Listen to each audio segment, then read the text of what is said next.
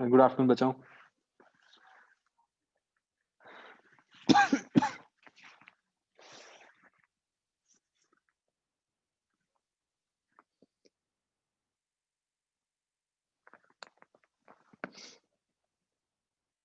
और बचाओ, अब कहीं बाहर निकलना शुरू किया थोड़ा बहुत या नहीं? बिल्कुल घर पे हो?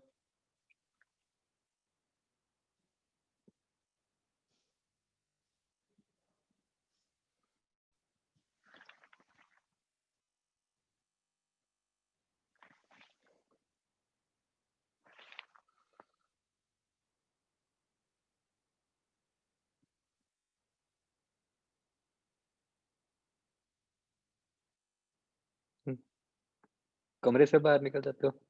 अच्छा।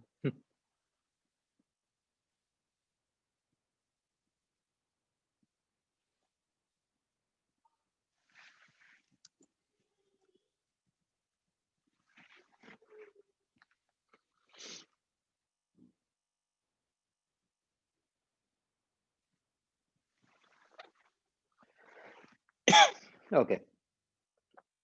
हाँ जी बच्चों, क्या करना है? आज कोई डिस्कशन है अपनी?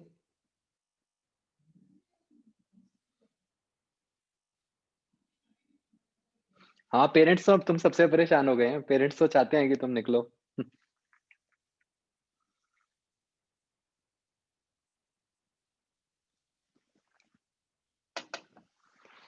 बट हमने जैसे इस वीक ना एस्पायर की डाउट क्लासेस रखी थी, आई क्वेस्ट में फिजिकल। एक भी बच्चा नहीं आया। मतलब पहले तो इतने बच्चों ने पूछा कि कब शुरू होगा ये वो। फाइनली कोई नहीं आया। मतलब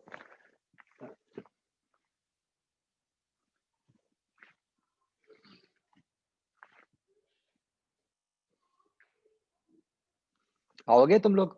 मैं तभी रखवाऊँ नेक्स्ट वीक।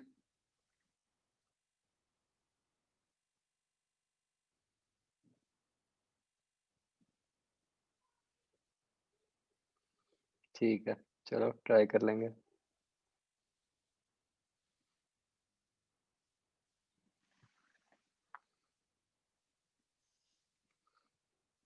हाँ, सारे सब्जेक्ट्स की रखवा देंगे।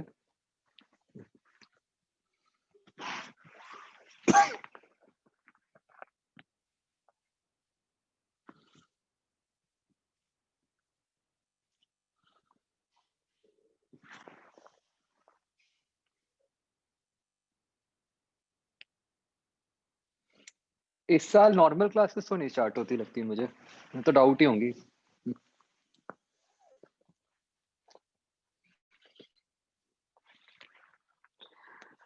हाँ जी बच्चों, कहाँ थे हम? ये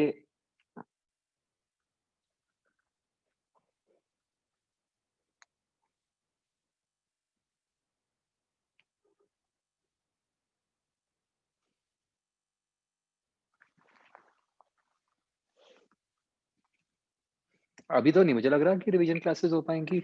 बाकी देखते हैं अगर कुछ चेंज आता है।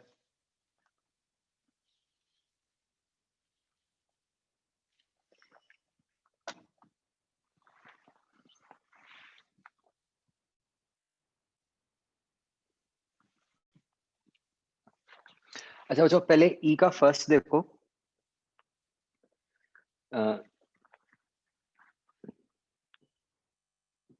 कोरोना खत्म हो गया, अब तो दोबारा बढ़ना शुरू हो गया है। दिल्ली का तो बुरा हाल हो गया। हाँ मतलब फीलिंग वाइज खत्म हो गया है। लोगों को ऐसा लग रहा है कि खत्म है और सब कुछ चल रहा है, पूरा रश है। बट असली में नहीं हुआ है।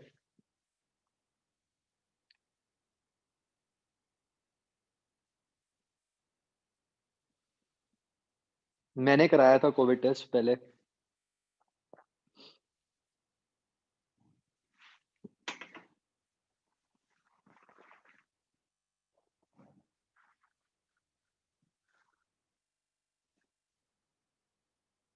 मतलब लोगों ने अब मतलब गिव अप मार दिया कि छोड़ो यार, अब क्या करें, चलते ही हैं।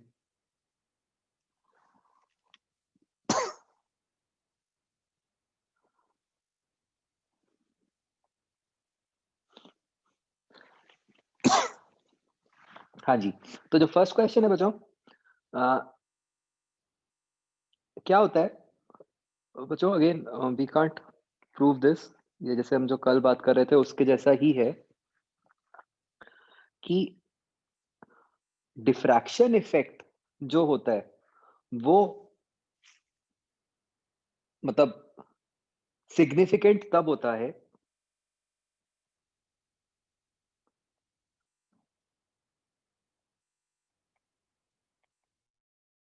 जब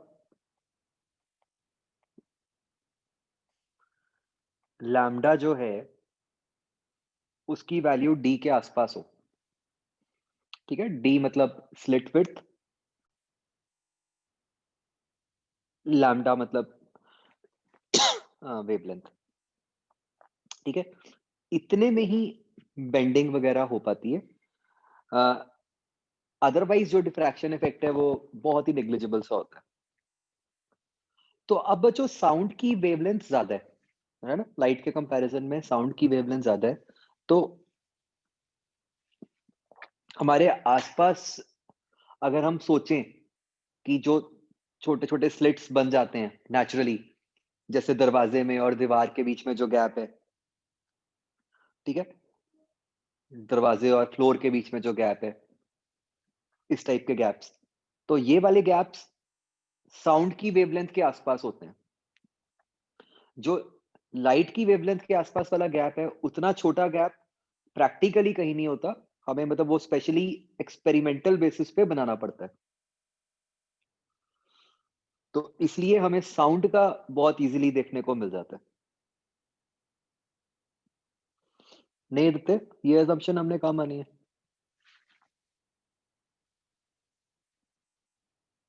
मैंने स्मॉल डी लिखा है, कैपिटल डी नहीं लिखा।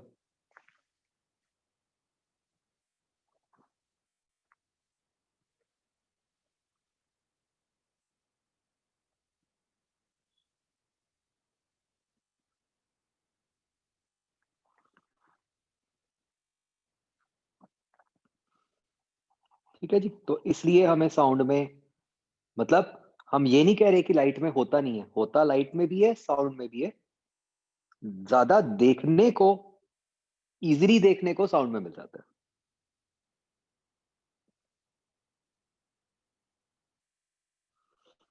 ठीक है, सेकंड क्वेश्चन।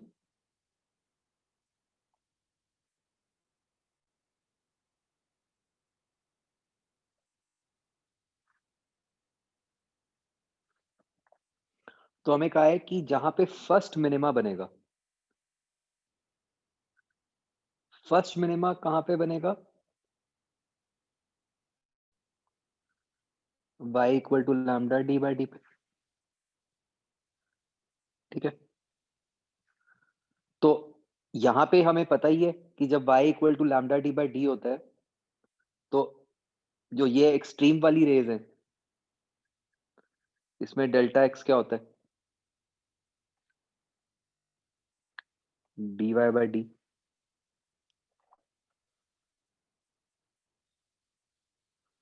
तो ये क्या बन गया?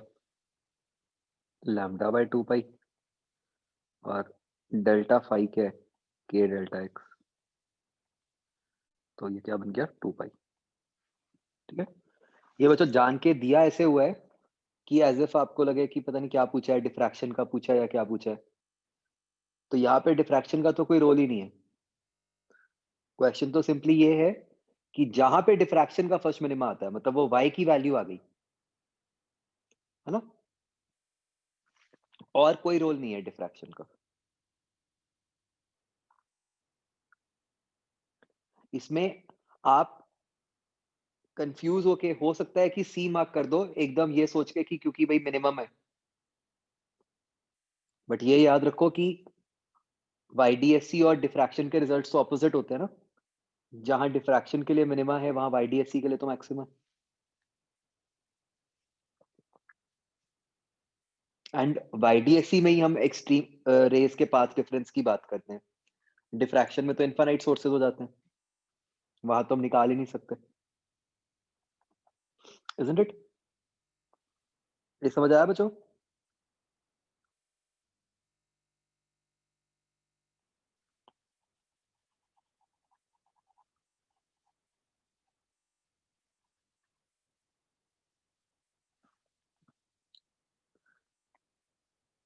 नेक्स्ट बच्चों देखो फिफ्थ क्वेश्चन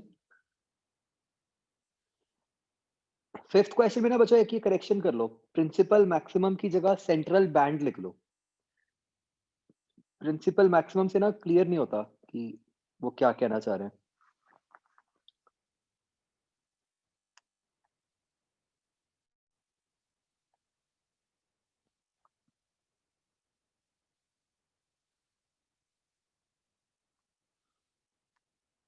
हाँ, तो हम बैंड की इंटेंसिटी की बात करेंगे। यस, कि बैंड की energy upon area.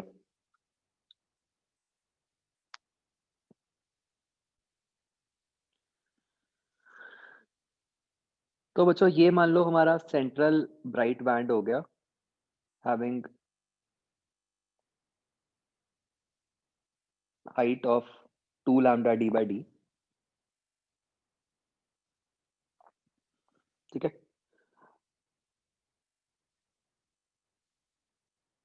Intensity we all know कि इज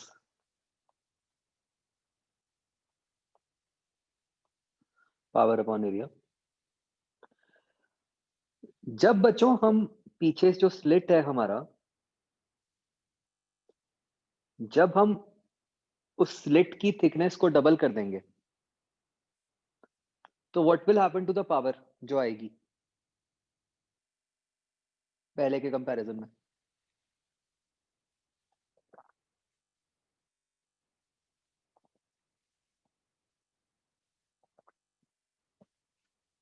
ऑब्वियसली डबल हो जाएगी, है ना, जब हमने स्लिट को डबल कर दिया। तो पावर तो डबल हो गई। ये बच्चों जो सेंट्रल बैंड है उसकी हाइट को क्या हो जाएगा, अगर हम स्मॉल डी को डबल कर रहे हैं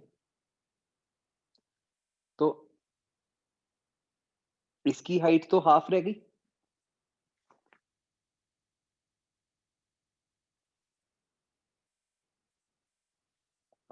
राइट,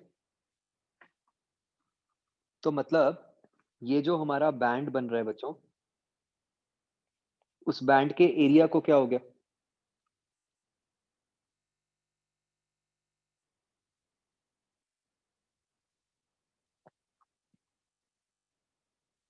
क्या वो एरिया हाफ हो गया बच्चों, है ना। तो एनर्जी डबल हो गई, एरिया हाफ हो गया, तो इसलिए जो इंटेंसिटी है वो 4 टाइम्स हो गई।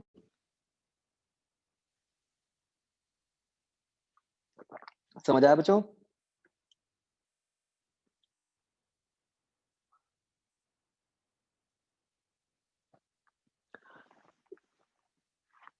एरिया को क्या हुआ देखो, जो बैंड की विड्थ है, जो सेंट्रल ब्राइट फ्रिंज है उसकी जो विड्थ है वो हाफ हो गई ना, क्योंकि स्मॉल डी डबल हो गया। तो जो बैंड मान लो पहले बच्चों इस तरीके का बन रहा था, बाद में वो ऐसे बनेगा।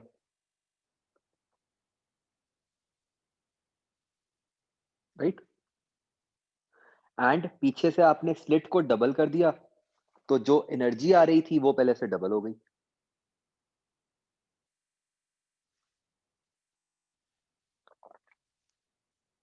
राइट,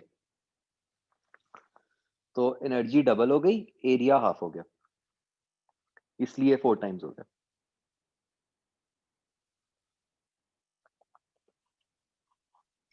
एक्सक्यूज मी सर, हाँ जी। हम एक पॉइंट सोर्स मानते हैं एनर्जी का, अगर लाइट की बात कर ले हम्म, तो एरिया डबल करने पे एनर्जी डबल क्यों होगी? तो ऐसे होगा ना कि जो दोनों बिल्कुल कॉर्नर वाले पॉइंट्स होंगे उन पे सेम एनर्जी पहुंच रही होगी, क्योंकि वो सेम सर्कल का पार्ट होंगे, रादर वेव फ्रंट का। थोड़ा सा नीचे आओगे, थोड़ा छोटा सर्कल होगा दोनों साइड से, तो नहीं, एनर्जी डबल कैसे अगर होगी? आपने स्लिट की विड्थ डबल कर दी हाँ तो जी। एक तरह से तो आपने पॉइंट सोर्स भी डबल कर दिया ना,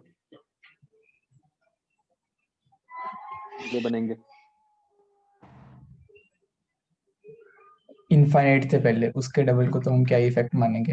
नहीं नहीं, मतलब इफेक्ट तो होगा ही ना। इनफाइनाइट तो बोलने के लिए है, बट मैं मानता हूँ कि इंक्रीज होगी, बट हम ये नहीं बोल सकते ना कि एग्जैक्टली डबल होगी। वो तो नीचे नीचे वाले पॉइंट्स पे आते आते पता नहीं उस पॉइंट पे ज्यादा पहुंच रही होगी कॉर्नर वाले से या कम पहुंच रही होगी।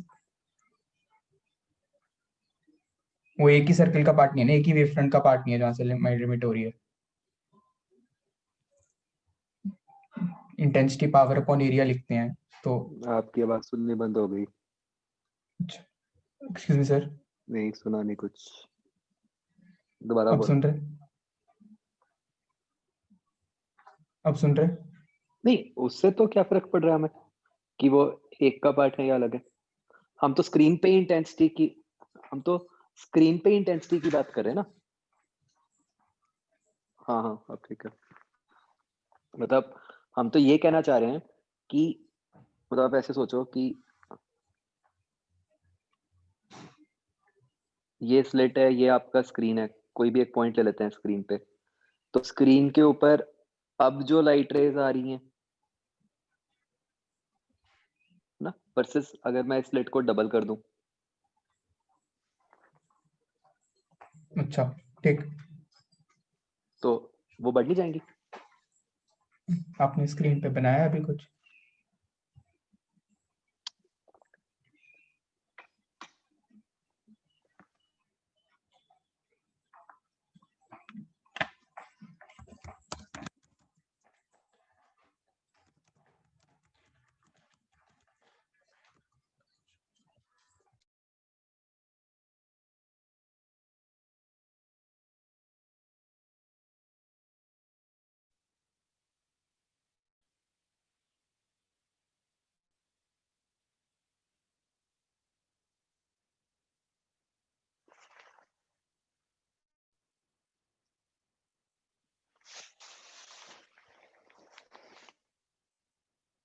ये बच्चों अभी भी लैग है या ठीक है?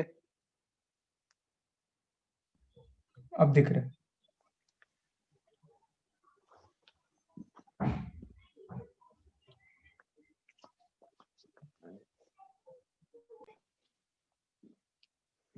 तो अब ये double the number of sources बन जाएंगे ना, जिनसे लाइट पहुंच रही है किसी भी पॉइंट पे।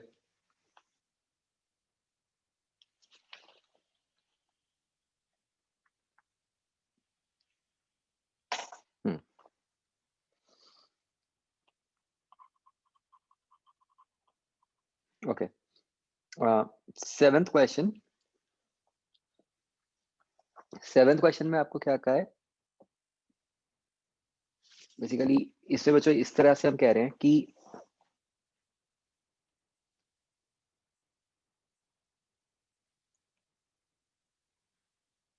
ये जो हमारी YDSC की स्लिट्स हैं, हम उन स्लिट्स की कुछ थिकनेस की बात कर रहे हैं।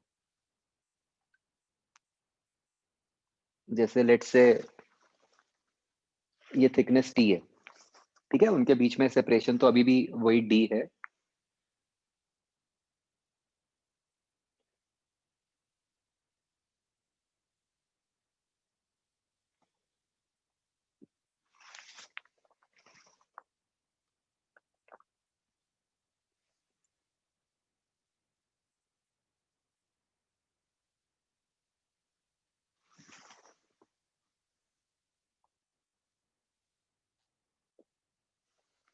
ठीक है, ये D है। तो मतलब हम ये कह रहे हैं कि जो एक सिंगल स्लिट है, मतलब मान लो ऊपर वाली जो है S1, उसकी कुछ ना कुछ थिकनेस है T, जिस कारण से वहां से डिफ्रैक्शन हो रही है, राइट। हम बिल्कुल स्ट्रिक्टली तो ये मान लेते हैं कि भाई हाँ बिल्कुल पॉइंट सोर्स है, बट रियलिटी में कुछ ना कुछ थिकनेस तो होएगी, जिस कारण से वहां पे कुछ डिफ्रैक्शन होएगी। तो S1 जो डिफ्रैक्शन करेगा, उस कारण से कितनी विड्थ बन गई पैटर्न की? 2 लैम्डा D/T, राइट।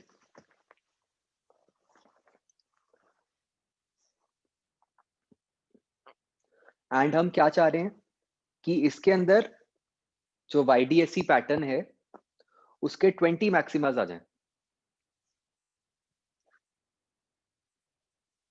20 मैक्सिमास मतलब दो मैक्सिमा के बीच में कितना डिस्टेंस होता है? Lambda D by D.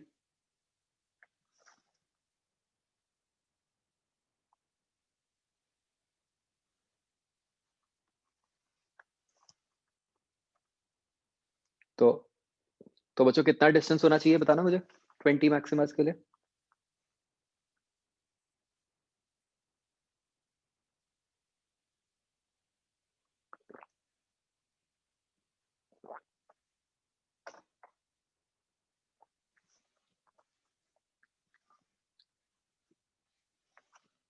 Twenty beta कह दूं?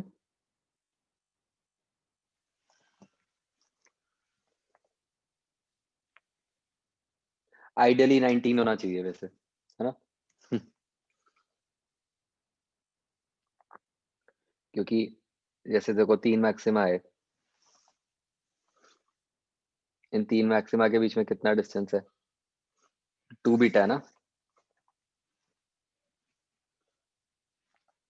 तो 20 मैक्सिमा के बीच में कितना डिस्टेंस होगा? 19 बीटा। समझ आ रहा है बच्चों?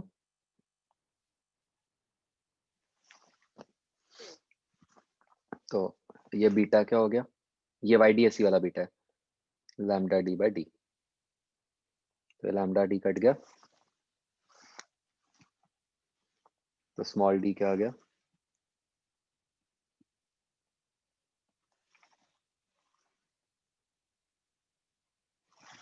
Nineteen upon 2 into T.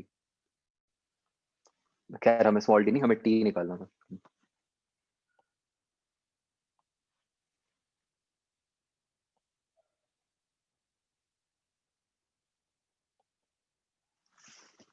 समझ आया बच्चों?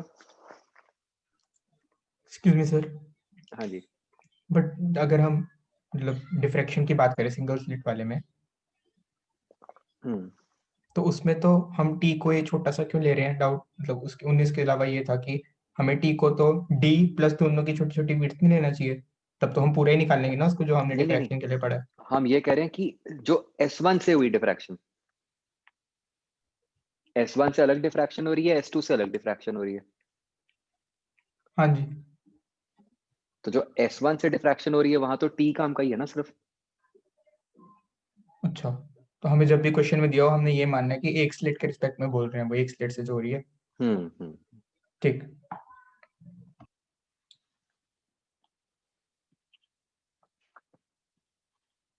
बच्चों आ गया समझ?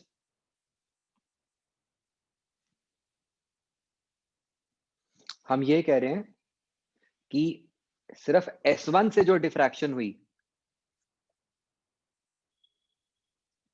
ठीक है, सिर्फ S1 या सिर्फ S2 से जो डिफ्रैक्शन हुई उसका जो पैटर्न बनेगा, ठीक है, वर्सेस जो स्टैंडर्ड YDSC बन रहा है S1 S2 से, उसका जो पैटर्न बन रहा है।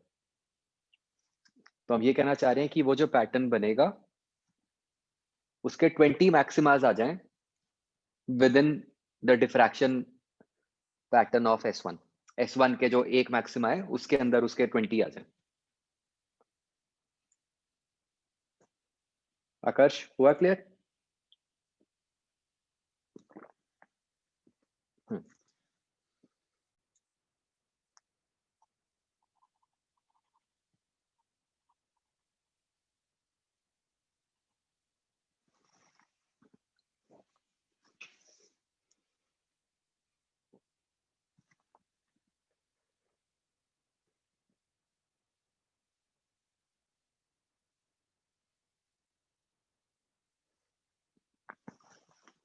एक्सरसाइज 1 में बच्चों ये जो मतलब फर्स्ट 2 क्वेश्चंस हैं ये बस मतलब याद रख सकते हो, थ्योरी में मेंशन है वैसे आपकी कि प्लेनर वाले में फ्रॉनहोफर होती है, स्फेरिकल वाले में फ्रेस्नेल होती है, ठीक है, और कोई डिटेल नहीं।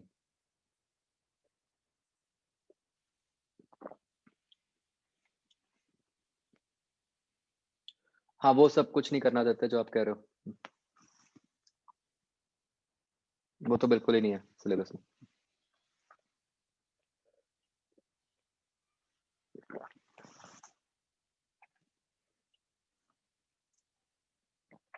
हाँ बच्चों, इसमें बताओ।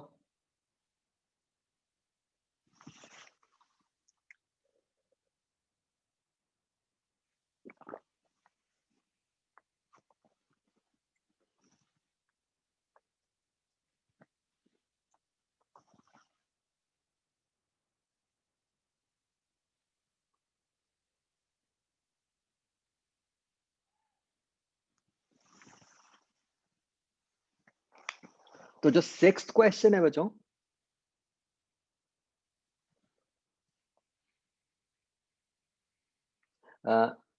बिल्कुल वैसे ही जैसे हमने अभी किया था, बस इसमें जो फेज डिफरेंस पूछा है वो किसमें पूछा है, देखो, एज एंड सेंटर। ठीक है, जो हमने पिछला क्वेश्चन किया था उसमें तो दोनों एक्सट्रीम्स का ही पूछा था।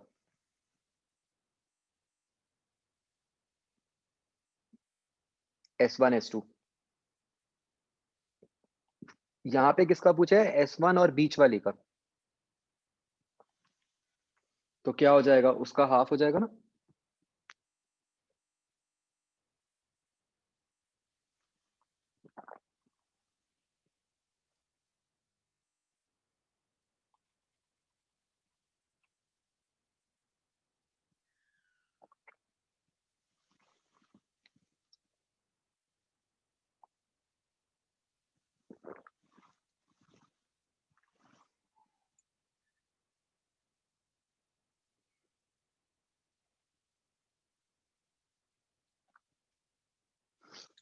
थर्ड क्वेश्चन, क्या आंसर दोगे भाई।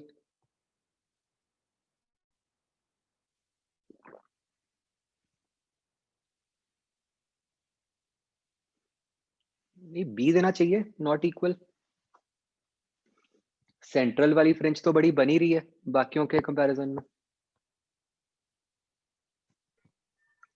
वही है ना सर, सिर्फ सेंटर वाली इक्वल नहीं होगी, बाकी सारी इक्वल है, मे और मे नॉट बी इक्वल। नहीं नहीं, मतलब जब हम यहाँ पे फ्रिंज विड्थ को कंपेयर कर रहे हैं, मतलब सारी फ्रिंजेस को कंपेयर कर रहे हैं हम। तभी है ना सर, मे वाली टर्म आ गई, जब सबको कंपेयर कर रहे हो, कईयों में तो इक्वल आएगी, उस एक में नहीं आएगी।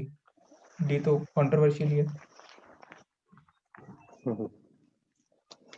फ्रिंज विड्थ मे और मे नॉट बी इक्वल।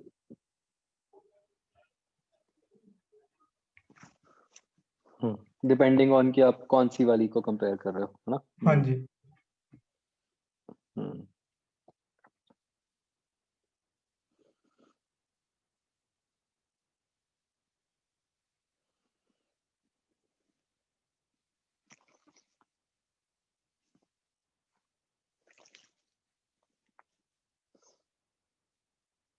तो बच्चों, दोनों हो सकते हैं ना, बी और डी, डिपेंडिंग ऑन इंटरप्रिटेशन।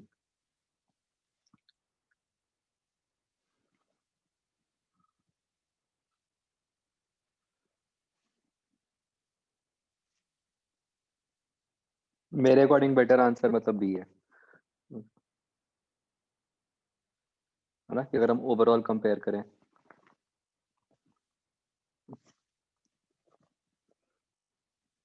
और बच्चों इसमें,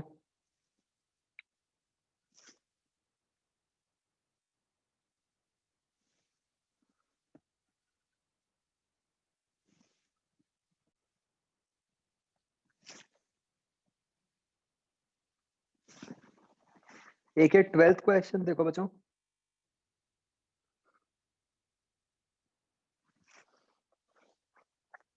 तो बच्चों, मोस्ट ऑफ द लाइट किस रीजन में जाती है। मोस्ट ऑफ द लाइट तो सेंट्रल बैंड में जाती है, राइट, जिसकी हमें पता है कि 2 लैम्डा d/d होती है विड्थ। बस उसकी एंगुलर डाइवर्जेंस, मतलब एंगुलर डाइवर्जेंस मतलब एंगुलर फ्रिंज विड्थ, तो वही 2 लैम्डा d/d अपॉन डी हो जाएगा। तो मतलब ये 2 लैम्डा/d बन गया।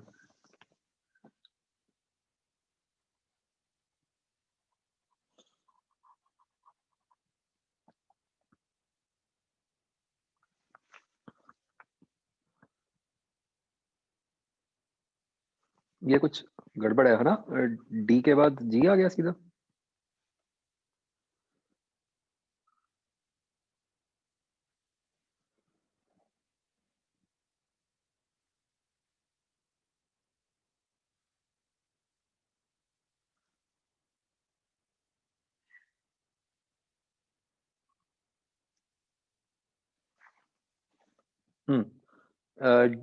इसका बच्चों ये डी पार्ट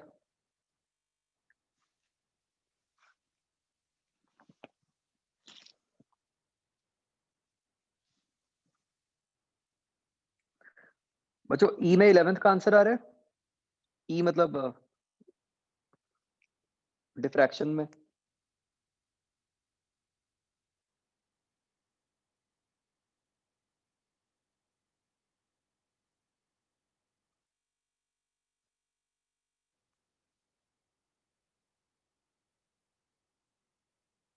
करमन क्या आंसर आ रहा है इसका?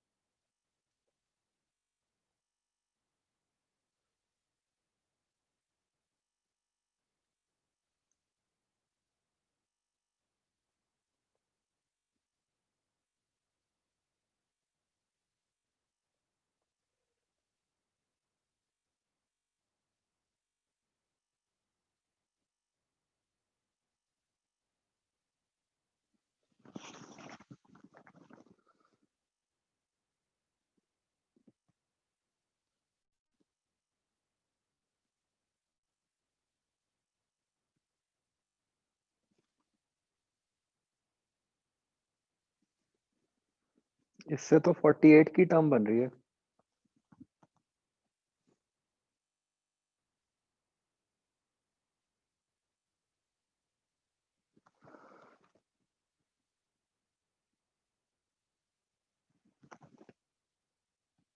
अच्छा नहीं नहीं, एक सेकंड। सेकंड ऑर्डर मैक्सिमम लिखा है। सेकंड ऑर्डर में तो यहाँ 5 डलेगा।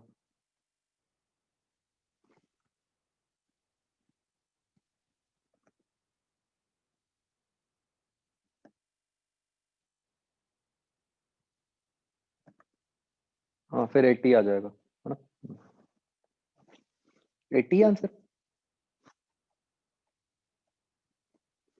ठीक है, ठीक, सही है। हाँ जी, पिछला पार्ट।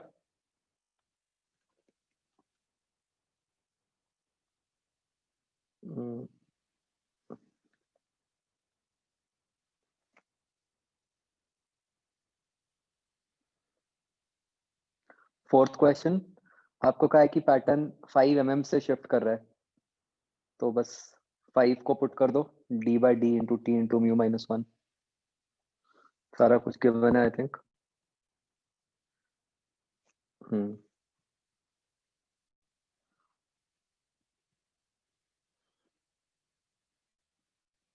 इसमें कहाँ माइक्रोमीटर आना चाहिए? 6th क्वेश्चन में।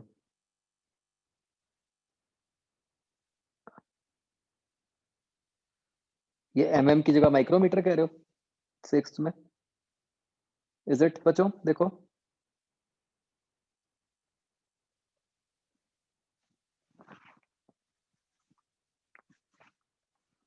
नहीं 10⁻³ है। हाँ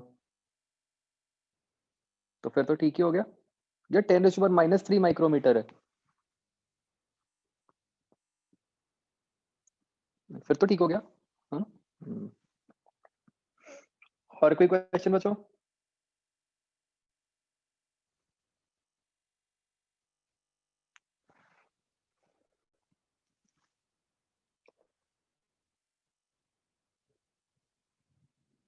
फर्स्ट क्वेश्चन,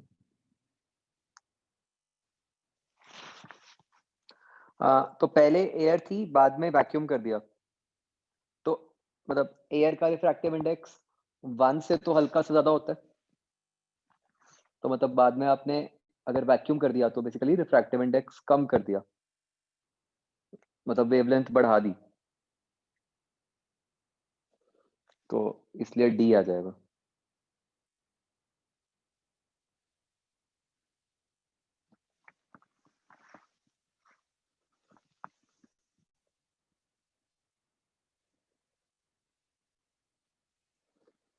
7th क्वेश्चन देखो क्या लिखा है, intensity at the position where the central maximum occurred previously remains unchanged, the minimum thickness is। तो ये कैसे पॉसिबल होगा?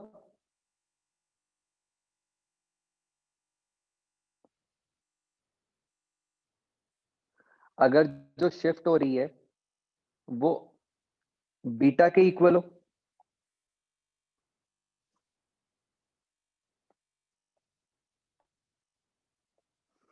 isn't it?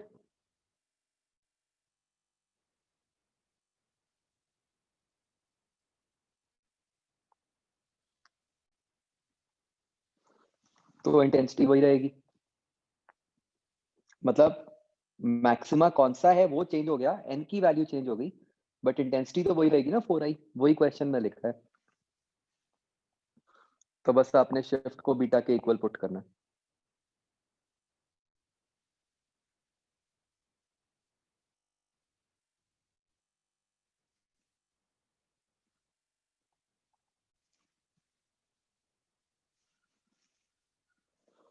तो 8th question, position of central maxima, मतलब जो n इक्वल टू 0 वाला था, तो बस उसकी शिफ्ट निकाल लो कितनी आएगी, ऊपर वाले का d by D into T into mu minus 1 minus नीचे वाले का करके।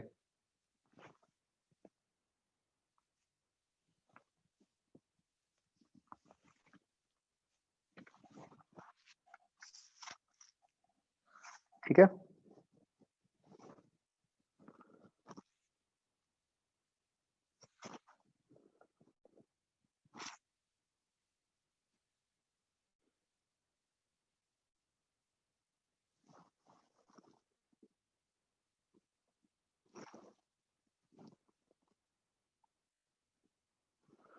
सिक्स्थ क्वेश्चन, ये सी का सिक्स में क्या बता रहा हूँ बच्चों, इसमें क्या है मिसिंग लाइंस, तो मतलब आपको ये बताना है कि y इक्वल टू 1 mm पे, बिल्कुल सेम क्वेश्चन हमने किया था पहले, कि y इक्वल टू 1 mm पे कौन सी का डार्क फ्रिंज बन रहा है।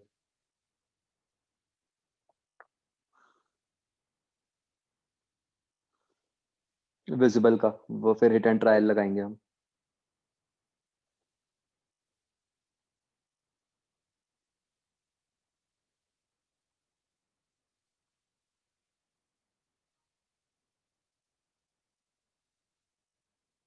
एक्सक्यूज मी सर, हाँ जी, एक्सएस 1D का पहला देख दो एक बार, समझ नहीं आ रहा। यही वाला, हाँ YDSE विद क्लास हाँ स्लैब जी, वाला। तो मतलब इसमें हम ये कह रहे हैं कि पहले एयर में किया है और फिर वैक्यूम में किया है, बस ये चेंज किया है हमने।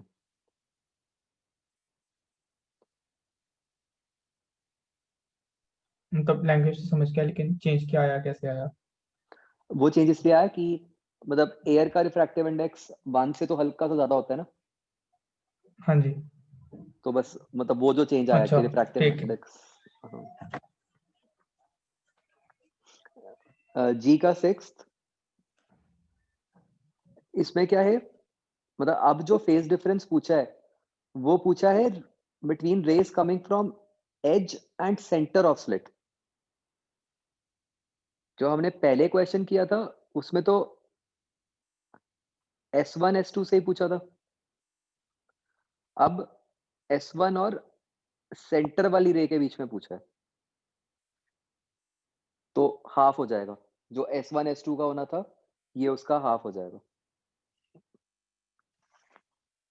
राइट, करने का मेथड वही है।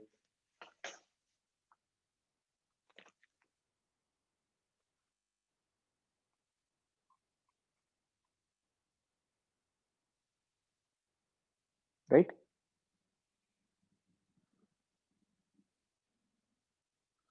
ओके।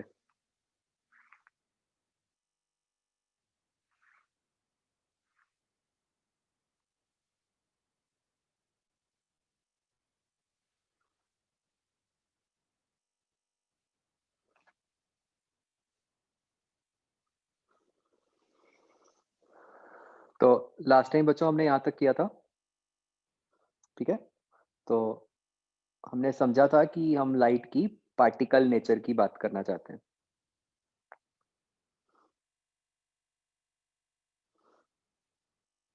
तो और पार्टिकल जो हमने बोला उसकी हमने कुछ प्रॉपर्टीज डिफाइन कर दी, और हमने ये भी समझा था कि ये प्रॉपर्टीज सिंपल न्यूटन वाली फिजिक्स से नहीं एक्सप्लेन होती। ठीक है, तो बेसिकली वो जो फोटो इलेक्ट्रिक इफेक्ट एक फिनोमिना है जिसको हम अभी स्टडी करेंगे, राइट। उसके लिए पहले हम एक टर्म पढ़ते हैं which is known as work function. तो ये वर्क फंक्शन मेटल्स के लिए डिफाइन होता है बच्चों। ठीक है, तो हमें सबको पता है कि मेटल के अंदर भी से कि देयर आर फ्री इलेक्ट्रॉन्स। तो बच्चों फ्री इलेक्ट्रॉन्स का क्या मतलब होता है?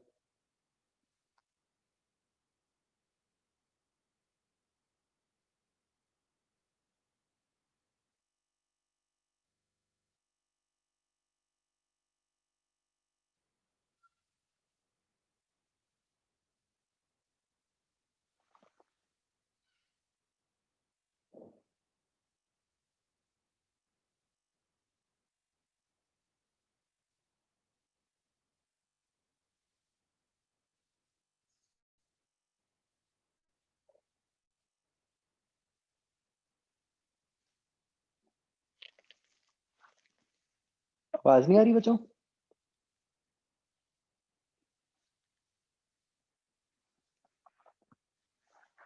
ओके, तो फ्री का मतलब होता है बच्चों कि बेसिकली वो शेल के अंदर घूम नहीं रहे, है ना। नॉर्मली जो इलेक्ट्रॉन्स होते हैं हम वो कहते हैं वो न्यूक्लियस के अराउंड घूम रहे होते हैं। तो ये जो फ्री इलेक्ट्रॉन्स हैं, these are generally the outermost electrons, जो कि अपने एटम से अलग हुए हुए हैं, राइट। बट हैं तो वो मेटल के अंदर ही, है ना। तो वो मेटल की लैटिस के अंदर मूव कर रहे होंगे। सो व्हेन वी से कि they are free, that means कि they are free from the nucleus, या ऐसे कह लें कि it is not moving in shell. तो मान लो कुछ इस तरीके की सिचुएशन हो गई कि ये मेटल की टॉप सरफेस है बच्चों, उसके नीचे हमने दिखा दिया कि उसके अंदर क्या होगा कि पॉजिटिव आयंस होंगे एंड छोटे छोटे इलेक्ट्रॉन्स होंगे which are free to move. अब बच्चों समझने वाली बात यह है कि even though they are free to move, but ऐसा तो नहीं है ना कि उनके ऊपर कोई फोर्स नहीं लग रही। उनके ऊपर आयन से स्टिल अट्रैक्टिव फोर्स तो लगी रही है, राइट। तो विच मीन्स कि अगर हमें एक इलेक्ट्रॉन को, और रिपल्शन भी लग रही है डेफिनेटली फ्रॉम अदर इलेक्ट्रॉन्स, तो विच मीन्स कि अगर हमें एक इलेक्ट्रॉन को मेटल की सरफेस से अलग करना है, बाहर निकाल देना है, तो हमें उसको कुछ एनर्जी देनी पड़ेगी जो कि ये सारी फोर्सेस को ओवरकम करने के लिए चाहिए होगी,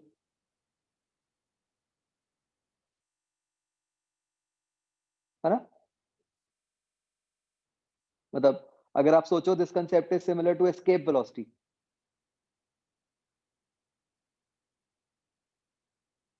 है ना।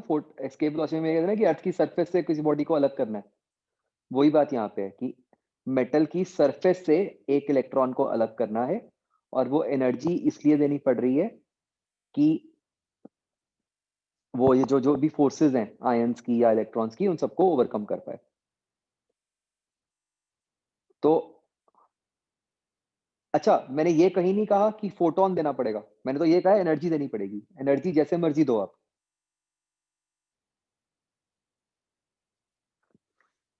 राइट। तो तो इसको बच्चों हम बोलते हैं work function, energy required to remove an electron from the surface of a metal.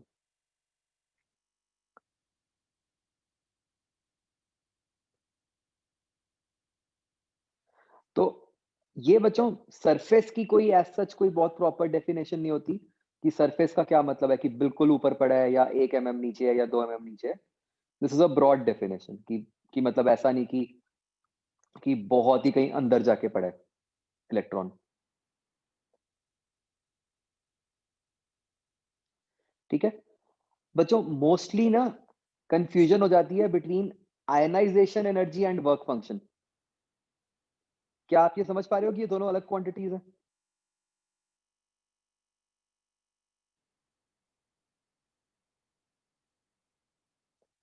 Ionization energy तो क्या होता है? उसको शेल से बाहर निकालने की एनर्जी, है ना? वो भी आइसोलेटेड एटम में।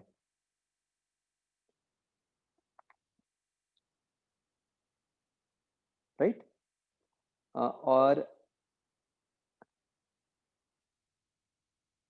वर्क फंक्शन जो है वो क्या है कि इलेक्ट्रॉन एटम से तो पहले ही अलग हो चुका है, बट स्टिल सरफेस से बाहर निकालने के लिए जो हमें एनर्जी देनी पड़ेगी।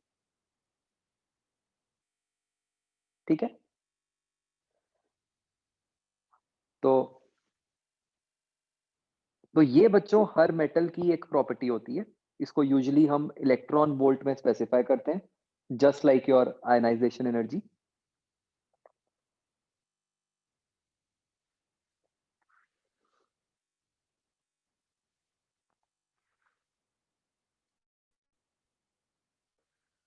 So this is a property of metal.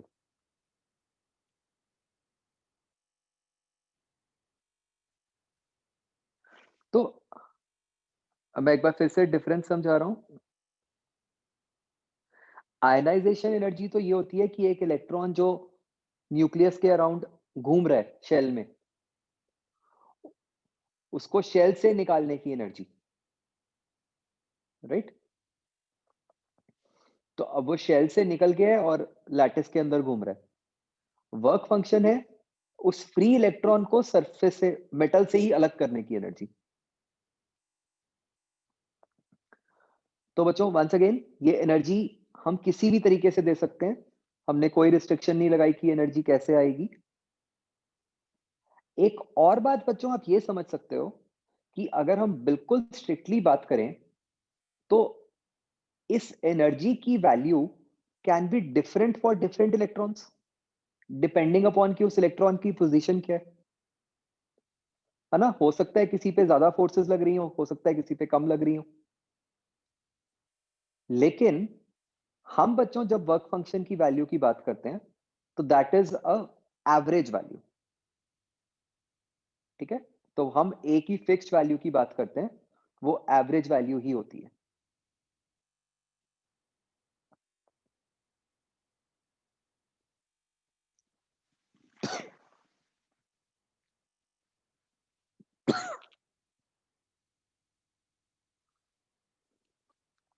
ठीक है?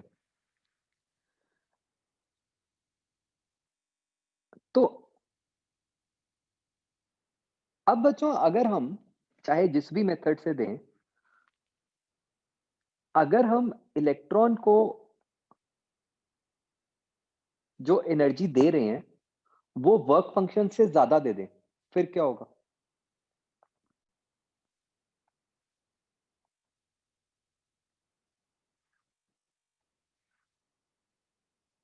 तो इलेक्ट्रॉन के पास काइनेटिक एनर्जी आ जाएगी, है ना? तो इट इज लाइक सेइंग कि मान लो, ध्यान से समझना बच्चों, कि मान लो एक इलेक्ट्रॉन को बाहर निकलने के लिए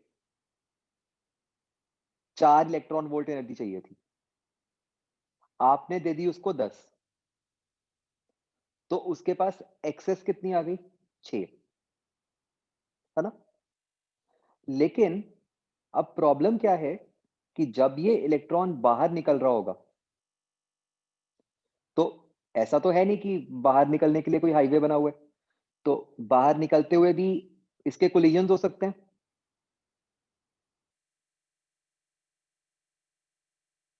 जिसके अंदर it will lose energy.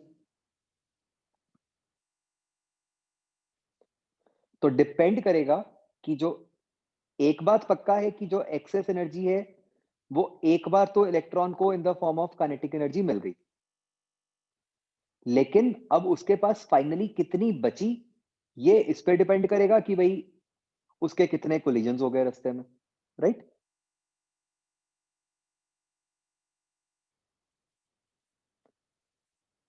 Best case scenario क्या हो सकता है अगर हम एक हाइपोथेटिकल केस की बात करें कि इलेक्ट्रॉन का कोई कोलिजन ही नहीं हुआ, तो फिर जो मैंने एग्जांपल लिया था तो ऐसा हो सकता है कि इलेक्ट्रॉन 6 एनर्जी से बाहर आ गया,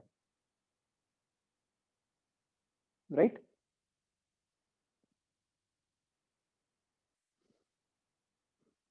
तो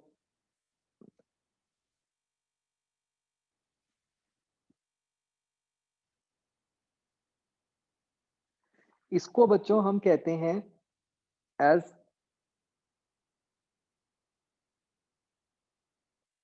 आइंस्टाइन इक्वेशन। तो बच्चों अब हम न्यूटन से आइंस्टाइन पे पहुंच गए हैं 11th से 12th में।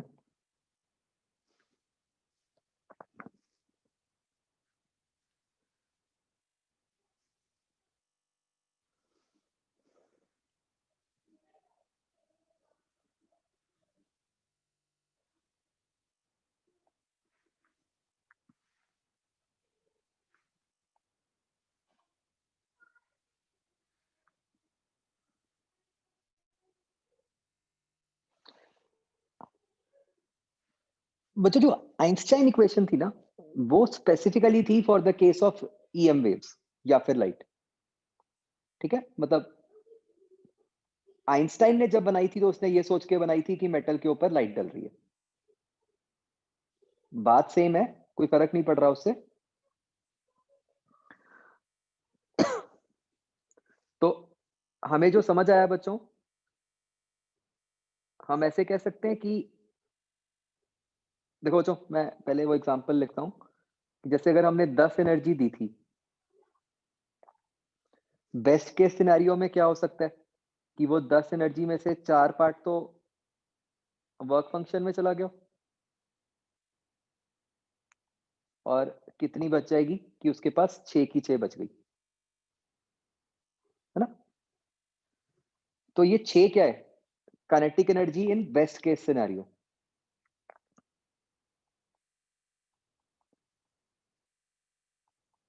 तो इसको हम बोल देते हैं स्केई मैक्स। अगर आप 10 एनर्जी डाल रहे हो तो किसी भी इलेक्ट्रॉन की स्पीड 6 से ज्यादा तो नहीं हो सकती ना, काइनेटिक एनर्जी सॉरी 6 से ज्यादा तो नहीं हो सकती।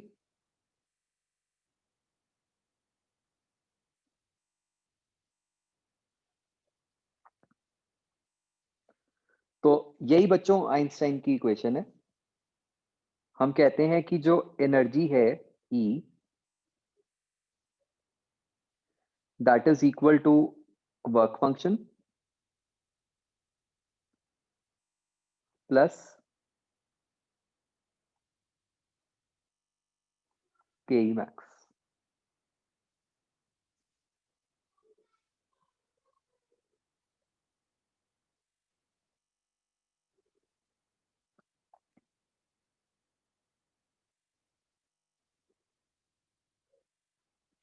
हाँ अगेन स्ट्रिक्टली स्पीकिंग तो हर इलेक्ट्रॉन को बाहर निकालने के लिए अलग एनर्जी देनी पड़ेगी, बट जैसे मैंने आपको कहा कि हम वर्क फंक्शन में हम एवरेज वैल्यू ही लेके चलते हैं।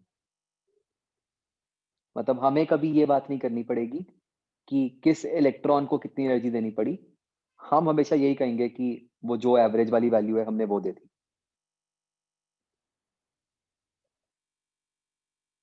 क्योंकि वी नॉर्मली टॉक अबाउट मतलब millions and millions of electrons, कभी हमें एक इलेक्ट्रॉन के लिए नहीं बात करनी पड़ती।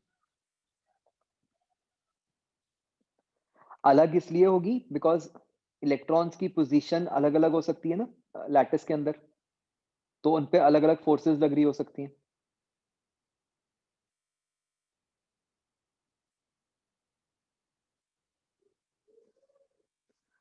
तो आइंस्टाइन की इक्वेशन में बच्चों बस आइंस्टाइन ने क्या कहा था कि मतलब क्योंकि उसने लाइट के लिए ये बात बोली थी, तो फिर लेफ्ट हैंड साइड क्या हो जाएगी? बस वो एच न्यू बोल देंगे हम कि भाई अगर आपने किसी भी फ्रीक्वेंसी की लाइट डाली है तो उसकी एनर्जी क्या हो गई, एच न्यू।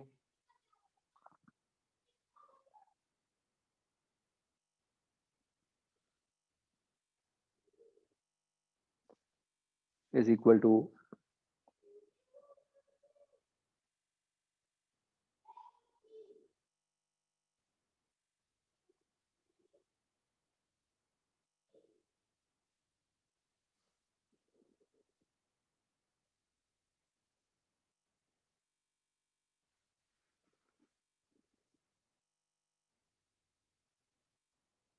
तो बच्चों यहाँ पे मेन बात जो समझने वाली है वो ये है कि के मैक्स क्यों आया, सिर्फ के क्यों नहीं आया, है ना।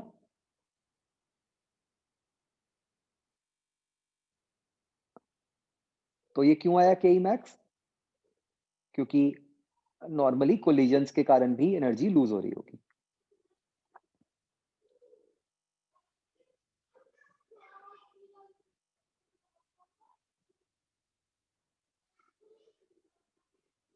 तो ये लिख लेते हैं हम एक लाइन,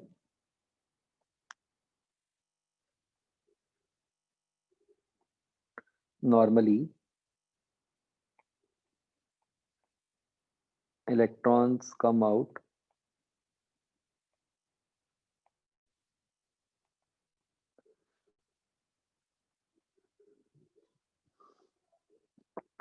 with different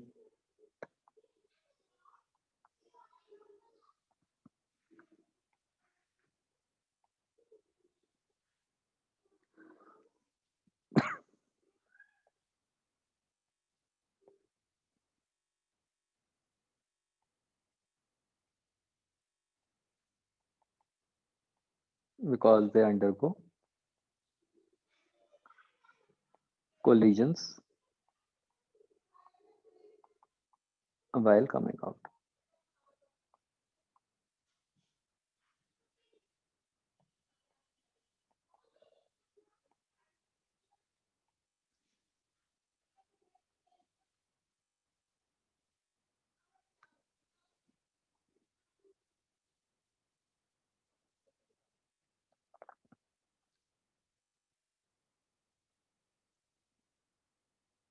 यस, हाँ मेरे पास एक बच्चे एक डाउट आया कि जैसे हमने जो केस माना था कि जो इलेक्ट्रॉन है वो 6 से बाहर आ रहा है, तो क्या वो इलेक्ट्रॉन ऐसा कर सकता है कि वो किसी और इलेक्ट्रॉन को भी बाहर निकाल दे। तो यस, बिल्कुल ऐसा हो सकता है, कोई प्रॉब्लम नहीं है इसमें।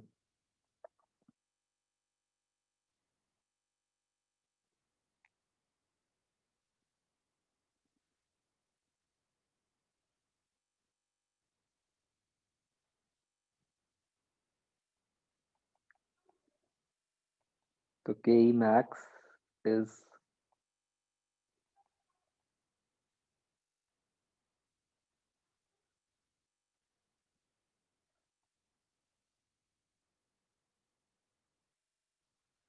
For the ideal case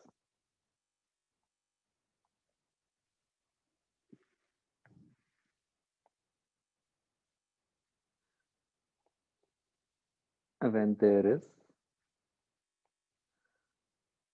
no collision।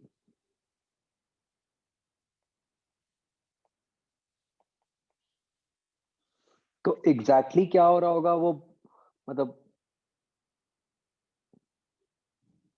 बहुत सारी चीजों पे डिपेंड करेगा कि इलेक्ट्रॉन किस पोजीशन पे था, किस एंगल पे उससे हिट किया and so on.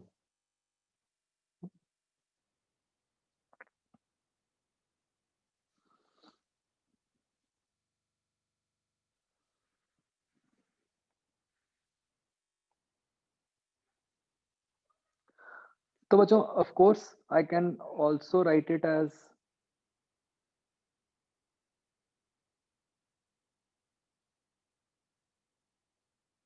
hc by lambda is equal to work function plus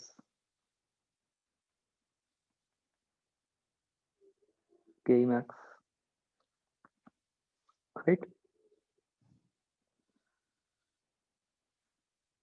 तो यहाँ से बच्चों हम 2 टर्म्स बना देते हैं, बिल्कुल सिंपल लॉजिकल सी, कि एक को हम कहते हैं एज़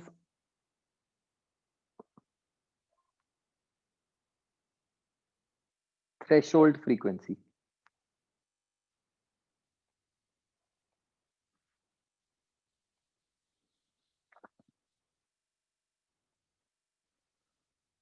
इसका क्या मतलब है कि minimum frequency of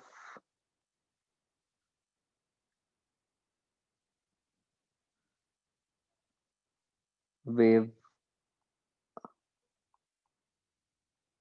required to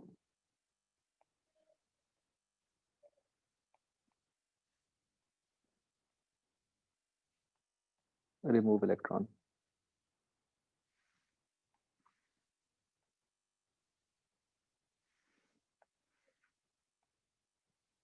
ये क्या हो जाएगी बच्चों थ्रेशोल्ड फ्रीक्वेंसी? मतलब बेसिकली बस जब हम वर्क फंक्शन जितनी एनर्जी दें,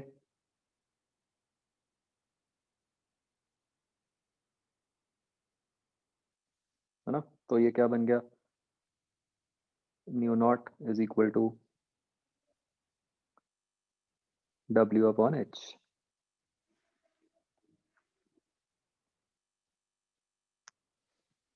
अच्छा बच्चों, बाई चांस केमिस्ट्री में आपको कोई बात मतलब किसी और तरीके से बताई गई हो, जो आपको लग रहा हो कि कुछ कॉन्ट्राडिक्टरी हो रहा है या कुछ भी ऐसा है, प्लीज लेट मी नो, ताकि मैं मतलब क्लैरिफाई कर पाऊँ आपको।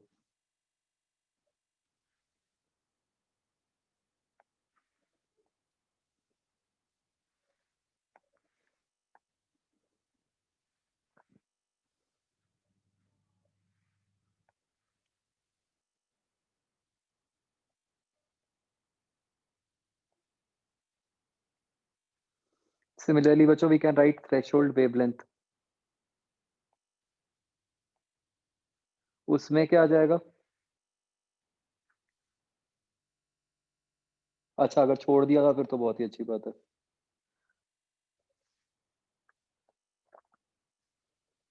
थ्रेशोल्ड वेवलेंथ में क्या आएगा बच्चों?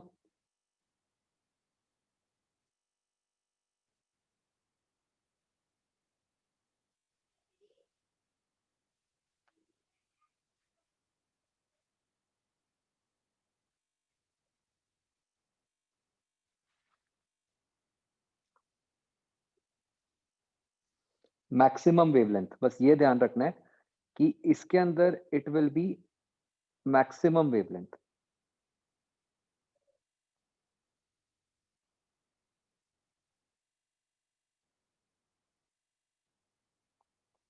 राइट, क्योंकि ये इनवर्स में है।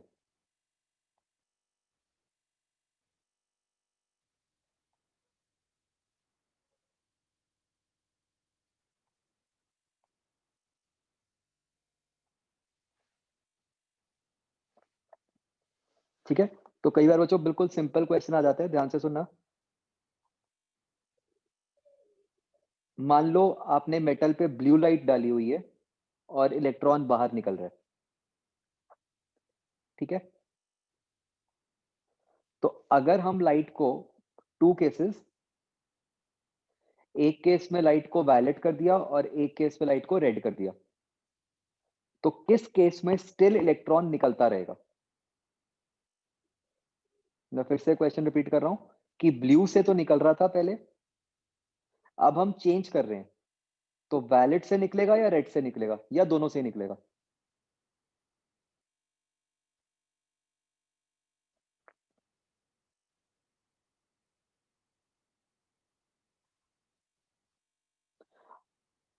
मतलब ब्लू थ्रेशोल्ड है, ऐसे कह लो।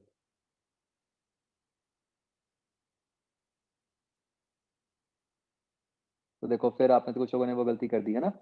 अगर ब्लू से निकल रहा है, तो अगर ब्लू से कम वेवलेंथ लोगे तो उससे तो निकलेगा ही ना। अगर आप उससे ज्यादा ले लोगे वेवलेंथ, फिर तो आपने एनर्जी कम कर दी, फिर तो नहीं निकलेगा। तो अगर ब्लू से निकल रहा है तो वायलेट से निकलेगा, ना कि रेड से। तो answer is violet, not red. ये समझ आ रहा है?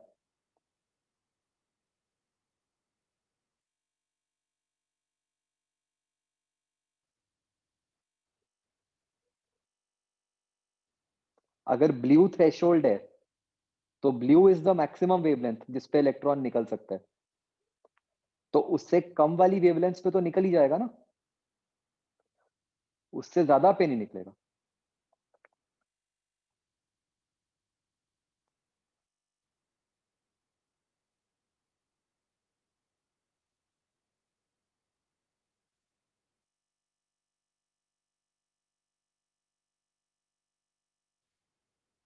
Right, okay. तो अब ये थ्रेशोल्ड वेवलेंथ क्या बन गई?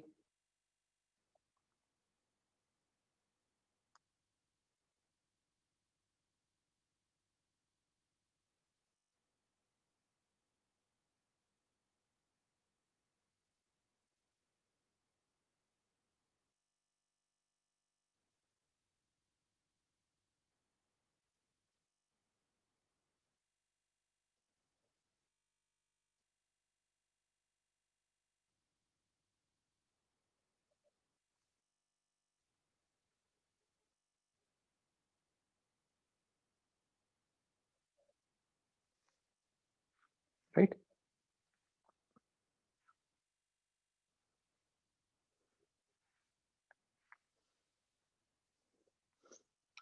बच्चों इसमें ना इसकी हम वैल्यूज डाल के इसकी एक शॉर्ट फॉर्म याद रख लेते हैं, क्योंकि हर बार एच की वैल्यू डालना, सी की वैल्यू डालना, फिर डब्ल्यू भी इलेक्ट्रॉन वोल्ट में डालना थोड़ा सा मुश्किल हो जाता है। तो ये हम ऐसे याद रखते हैं कि lambda in angstroms is equal to 12400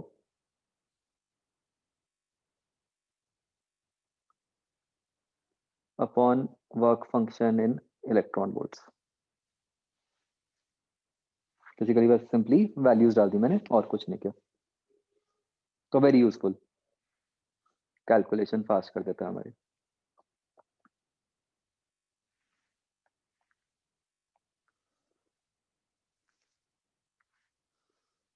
ठीक है जी। तो मतलब हम जो ऊपर वाली इक्वेशंस हैं हम ऐसे भी लिख सकते हैं अब कि h nu is equal to h nu naught plus K E max, right.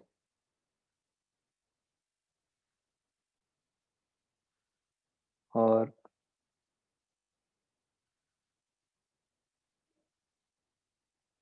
H c by lambda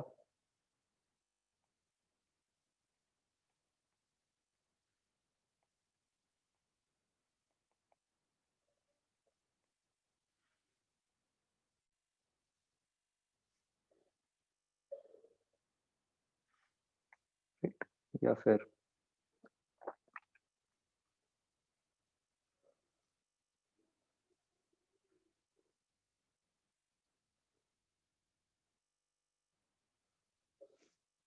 ठीक है।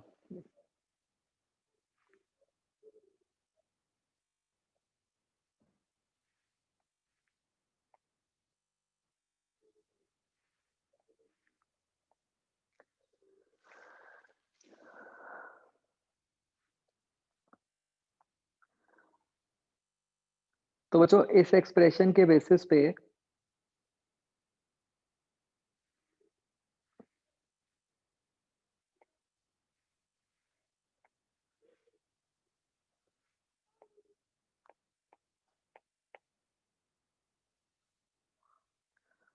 प्लॉट अ ग्राफ बिटवीन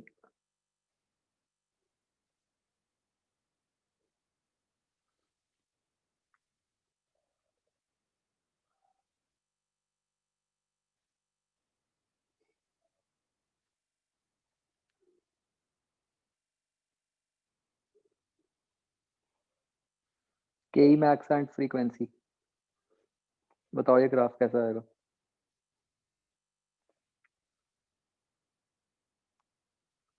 और ऐसे ही मुझे बताओ अगर हमें एक और ग्राफ बनाए।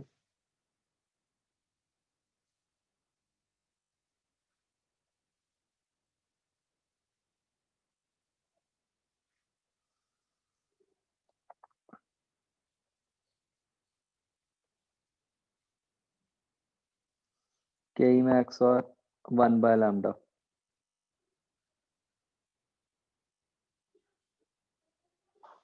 तो ध्यान से ग्राफ्स बनाओ। लेट्स सी मेरी पिछली क्लास का कोई फायदा हुआ था कि नहीं।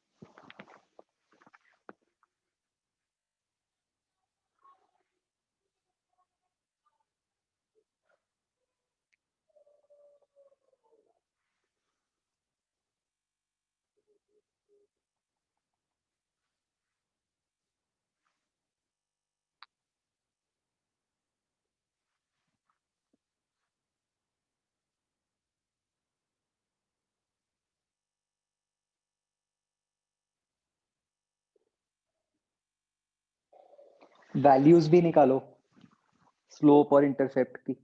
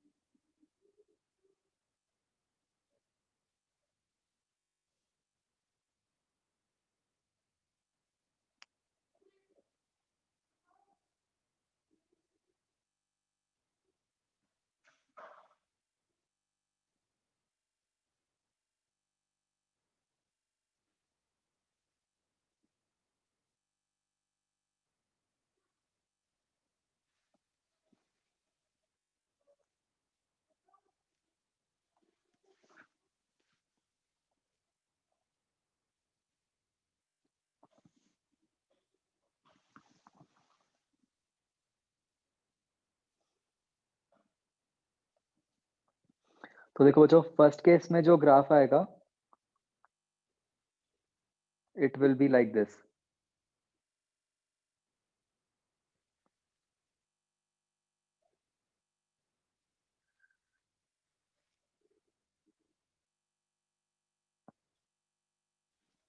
This graph will start from u naught and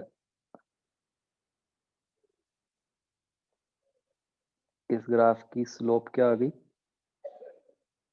h। ठीक है, आपने बस अपनी इक्वेशन को रीराइट कर लेना in the form of y equal to mx plus c।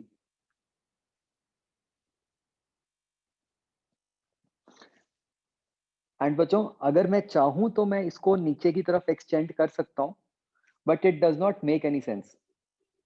Basically ये ग्राफ तो काइनेटिक एनर्जी तो तभी आएगी ना जब आप फ्रीक्वेंसी न्यू नॉट से ज्यादा दोगे। उससे पहले तो काइनेटिक एनर्जी का मतलब ही नहीं बनता।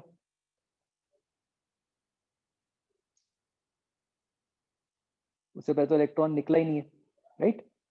तो इससे पहले वाले ग्राफ की कोई सिग्निफिकेंस नहीं है।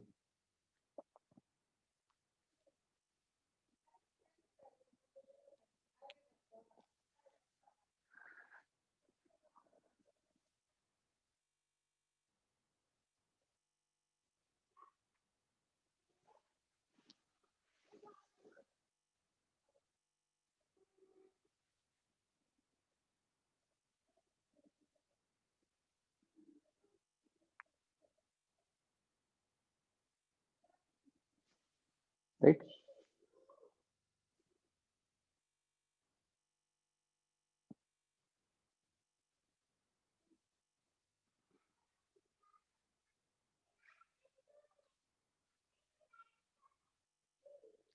ये मैंने गलत लिख दिया ना, के ई मैक्स और 1/λ के बीच में ग्राफ नहीं होगा ये।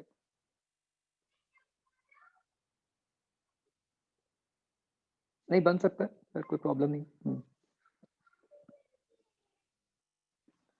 तो अगर हम ऐसे लिखेंगे तो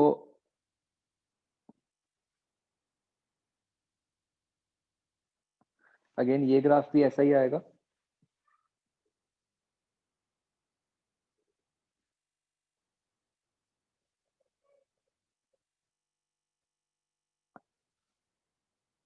है ना, बस इस केस में स्लोप क्या हो जाएगी,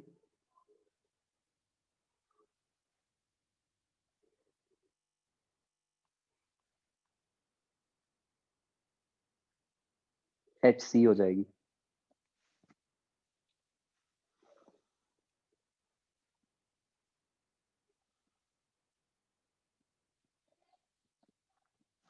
इज दिस क्लियर बच्चों? तो मतलब आपको इसकी मैनिपुलेशन करनी आनी चाहिए कि मतलब ये जो दो इक्वेशंस हैं इनको जैसे मर्जी मैनिपुलेट करके हम लिख पाए।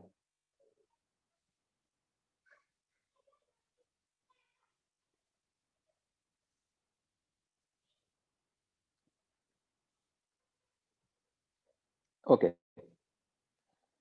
तो तो अब बच्चों हम बात करते हैं ऑफ द पर्टिकुलर एक्सपेरिमेंट जिससे कि मतलब पार्टिकल नेचर प्रूव होती है। अभी तो हमने जनरल लिख दिया सारा कुछ, वेयर हैव वी यूज्ड कि भाई हाँ कोई लाइट की पार्टिकल नेचर है, ये भी तो हमने सारा कुछ जनरल फॉर्म में लिख दिया।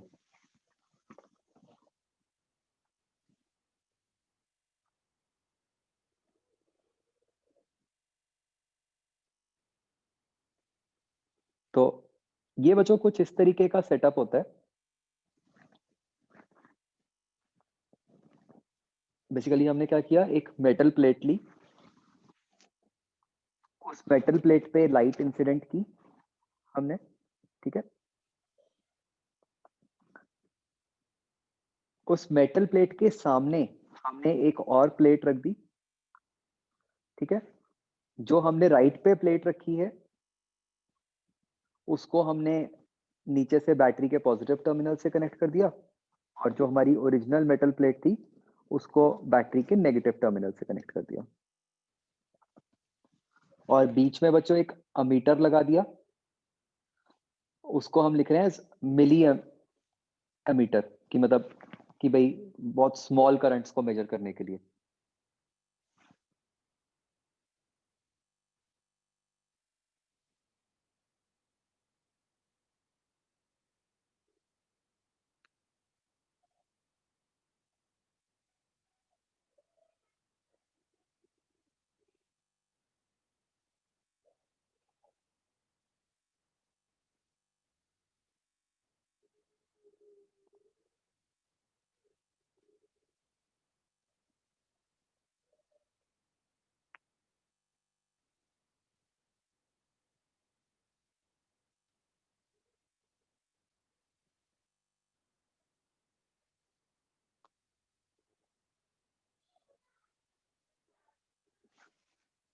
तो अब बच्चों होगा क्या,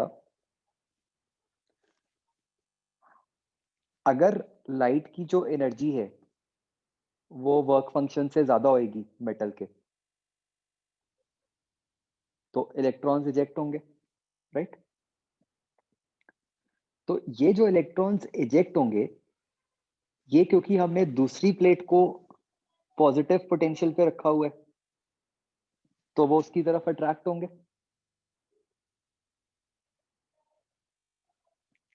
राइट।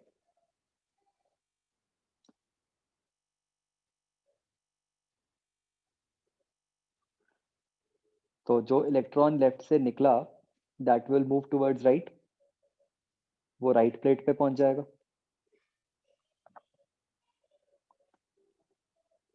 तो एज अ रिजल्ट सर्किट के अंदर एक फ्लो ऑफ इलेक्ट्रॉन्स सेटअप हो गया।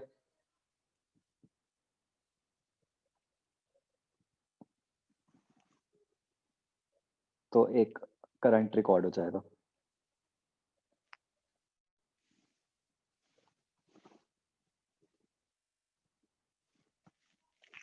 Right.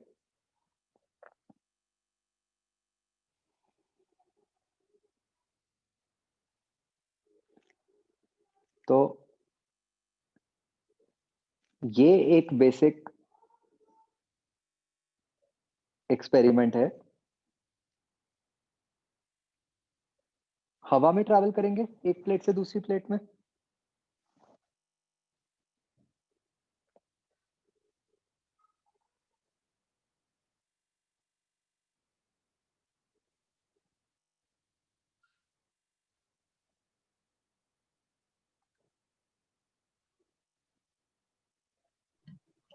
Excuse me sir, yes. यहाँ वर्क फंक्शन की लाइट पे क्यों शुरू होगा फोटो इलेक्ट्रिक इफेक्ट? जिस प्लेट से निकल रहा है वो तो पहले से नेगेटिवली चार्ज है। एक मिनट फिर बोलो। जिस प्लेट से निकल रहा है हाँ इलेक्ट्रॉन हम इजेक्ट करवा रहे हैं वो तो पहले से ही नेगेटिव चार्ज है ना। तो दो मेटल प्लेट्स हैं, आपने सेपरेट कर रखा है और नहीं नहीं, बैटरी वो लगा वो रखी है। वो पहले से नेगेटिव चार्ज क्यों है? वो जिस जिस जिस लॉजिक से वो पॉजिटिवली चार्ज है पहले से।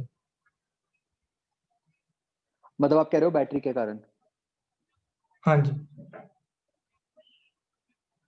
नहीं तो उससे क्या होगा मतलब? उससे फिर वर्क फंक्शन पे क्यों निकलेगा? पहले ही नेगेटिवली चार्ज है, रिपेल कर रहे होंगे इलेक्ट्रॉन को, आराम से निकल जाएगा इलेक्ट्रॉन उससे।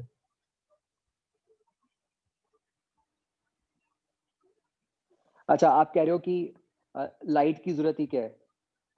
हाँ जी, कि अगर मतलब थोड़ी सी भी लाइट, इफ अगर थोड़ी सी भी सफिशिएंट, एनर्जी दे दोगे तो बहुत आराम से निकल जाएगा। हाँ वो सारी वेरिएशंस हम देखेंगे अगली क्लास में, कि बेसिकली ये ब्रॉड सेटअप है। अब हम नेक्स्ट क्लास में देखेंगे कि क्या क्या ऑब्जर्वेशंस हमें देखने को मिलती हैं। हम कुछ क्वांटिटीज को वेरी करके देखेंगे, जैसे लाइट की वेवलेंथ, नीचे बैटरी की पोटेंशियल डिफरेंस। उसके बेसिस पे हम ऑब्जर्वेशंस देखेंगे और फिर उससे डिटरमिन करेंगे कि कैसे वो ऑब्जर्वेशंस तभी एक्सप्लेन होती हैं अगर हम लाइट की पार्टिकल नेचर मानते हैं। ठीक। ठीक है, तो हाँ जी। जो आप कह रहे हो ना, मतलब उसमें बहुत स्ट्रॉन्ग पोटेंशियल डिफरेंस चाहिए होगा वो करने के लिए, कि हम उससे निकाल दें इलेक्ट्रॉन बाहर। हाँ मतलब जी, what you are trying to say इसकी इलेक्ट्रिक फील्ड के बेसिस पे ही निकाल दें हम। समथिंग लाइक जो कि थर्ड रे में पढ़ा था हमने एक्सपेरिमेंट। हाँ, तो यहाँ पे हम जो बैटरी अप्लाई कर रहे हैं हम उतनी स्ट्रॉन्ग फील्ड नहीं अप्लाई कर रहे, मतलब, और ना ही हमारा वो एम है। यहाँ पे हमारा एम तो ये है कि लाइट से निकालने हैं इलेक्ट्रॉन्स बाहर। अच्छा, ठीक। तो इलेक्ट्रॉन्स हवा में ट्रैवल कर सकते हैं, उसमें क्या दिक्कत है? जो लेफ्ट प्लेट से निकलेंगे वो they can travel in all directions. वो तो हमने राइट साइड पे प्लेट इसलिए लगाई है ताकि इलेक्ट्रॉन्स उस पर्टिकुलर तरफ जाएं, अदरवाइज तो वो हर तरफ ही जा सकते हैं, कोई दिक्कत नहीं है।